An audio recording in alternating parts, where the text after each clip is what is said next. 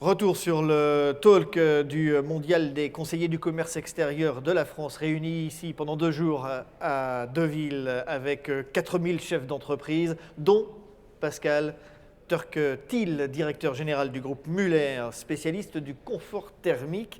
Pascal Turquetil, bonjour. Bonjour, Alors, merci de me recevoir. vous êtes donc le jeune directeur général du groupe Muller. Qu'est-ce que vous faites? Qu'est-ce que vous fabriquez? Vous fabriquez quoi? Des solutions, du matériel pour le chauffage, c'est ça?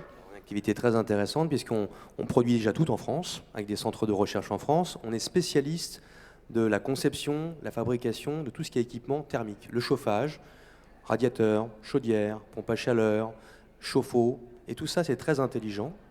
Et tout est développé au sein de nos centres de recherche, 6 usines en France, 1200 salariés et exportation dans plus de 60 pays. C'est une priorité, une fierté, une obligation de produire en France?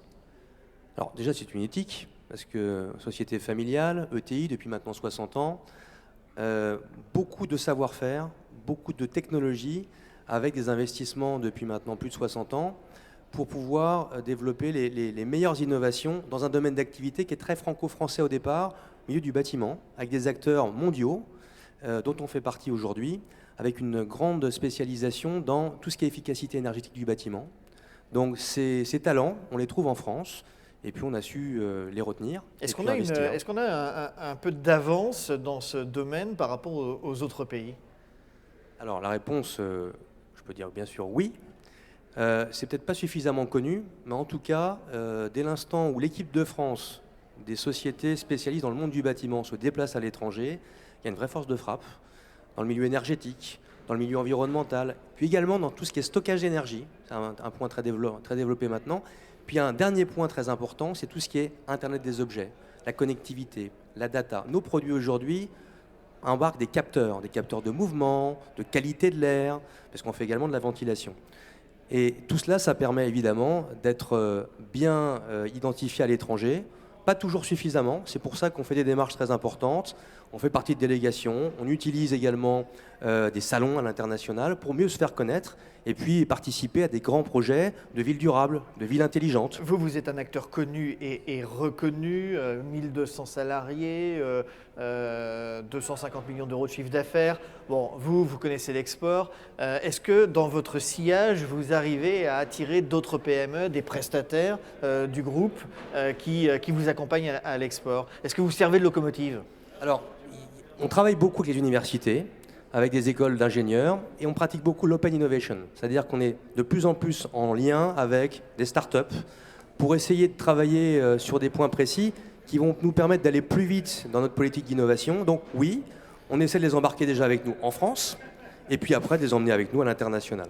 Une question que je pose à tous les intervenants qui passent sur ce talk, c'est quels sont les freins à l'exportation pour nos PME?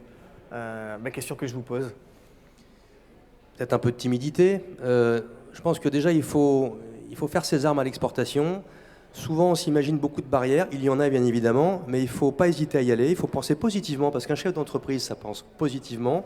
Il y a beaucoup de projets dans les domaines d'activité sur lesquels j'opère, il y a énormément d'opportunités, donc je pense que déjà, tenter sa chance à l'export, y aller positivement, c'est déjà une grande étape de fait. Donc quel est le message que vous êtes venu donner ici au Mondial des CCE? Déjà un message positif, il faut utiliser le réseau des CCE. Il y a des experts dans tous les pays du monde qui pensent positivement, qui peuvent vous aider à vous développer. Et pour mon entreprise particulièrement, nous on souhaite, grâce au réseau des CCE également, aller plus vite dans le développement international parce qu'il y a beaucoup de zones dans lesquelles on aimerait aller, qui s'occupent de plus en plus maintenant, qui sont concernées par la transition énergétique, le changement climatique et puis tout ce qui est stockage d'énergie. Le réseau des CCE, vous en servez? Très fréquemment, aussi bien en France qu'à l'international. N'oublions pas le réseau des CCE en France. Moi, je suis CCE en France, je vais souvent à l'international. Il y a des compétences extraordinaires, donc il ne faut pas hésiter à nous utiliser. Est-ce que la France, aujourd'hui, progresse dans ses démarches exportatrices? On peut dire qu'aujourd'hui, il y a des... Quand on voit les chiffres les chiffres du commerce extérieur, il y a encore de la marge, hein, pour ne pas dire autre chose. Ça dépend des domaines. Il y a des domaines aujourd'hui dans lesquels il y a des progrès, dans d'autres un petit peu moins. Dans le domaine de l'habitat, de l'énergie, de l'Internet des objets qui me concerne tout particulièrement, il y a une vraie démarche aujourd'hui qui se structure autour du gouvernement. Il y a des initiatives qui sont très structurées auxquelles on participe. Merci Pascal Turquetil, vous êtes le directeur général du groupe Muller et vous êtes gentiment venu discuter quelques minutes avec nous lors de ce mondial des conseillers du commerce extérieur de la France réunis pendant 2 jours ici au Centre international de Deauville. Merci. Merci à vous.